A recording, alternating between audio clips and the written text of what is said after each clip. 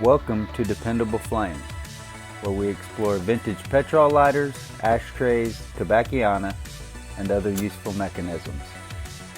Make yourself at home. Today we are going to replace the Wick and Wadding in this Evans Trig-a-lite automatic petrol lighter. You're going to see a freeze frame here in a moment, indicating the fuel screw is out of the lighter.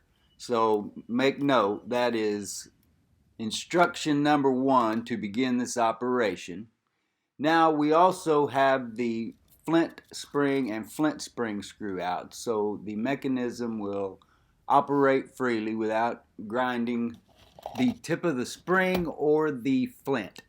Now we're just going to begin by pulling this wadding out of here. It is always handy to have several pair of pliers or tweezers of varying sizes or widths, especially picks, dental picks, or small screwdrivers.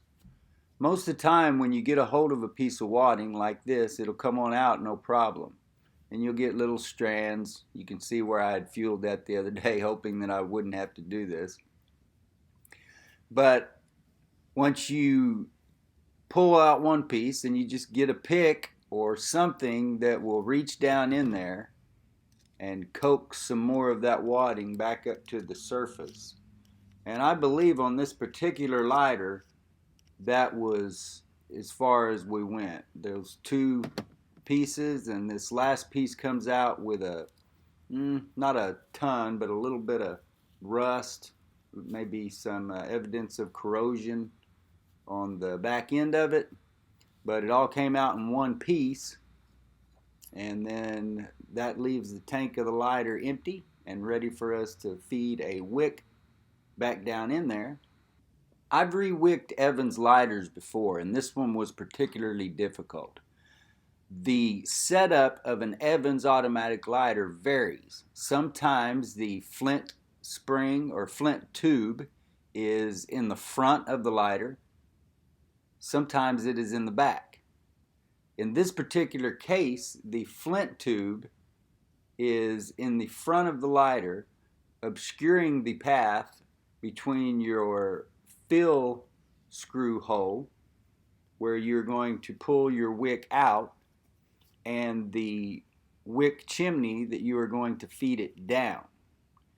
So my best option was this lasso method, where I tie the small beading wire onto the end of a wick and feed it down through the tube. I just wasn't able to get a copper woven Zippo type wick to make that turn. It went down the tube no problem, but once I got it down the tube, I couldn't get it out. I had a hell of a time simply getting a single strand of that beading wire, which you can see that's a double strand that is originally going down here. That's not what was going to end up coming out. That wire was a mess by the time I was done, and had to tie it, retie it, patch the line that I was pulling it down with. Finally, we get the wick going down the chimney and in the position we want it. I don't believe I ended up even trimming it up when I was done. I think I left it right there. But we go ahead and cut our wire that we used to fish it out with off. That one's going to be done since there's nothing left. Now I'll go ahead and keep a hold of with the fingers on the side of that wick so I don't lose it down in the top of the lighter, and start feeding this wadding down there, ensuring that the wick is interspersed evenly and runs all the way to the bottom of the lighter. Now once you get all that cotton and wadding and wick packed tightly in there, then you are ready to fuel the lighter. Get out my old trusty can of Zippo fuel, which leaks on me more than it puts in the lighter. In this case, though, it did not do too bad.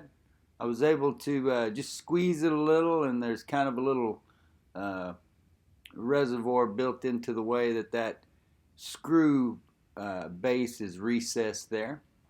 So you can see how the cotton will absorb it and then it'll pull up a little as I squirt more, and it never really spilt like these nozzles seem to so often. We will shake out the excess fuel, replace the flint into the flint tube, followed by the flint spring and flint spring screw. Get that tightened down and replace our fuel cap. This is an Evans design that I am unfamiliar with. Took a glance over at the lighter library and couldn't find it amongst their advertisements. Just another lighter pulled from the salvage heap. Until next time.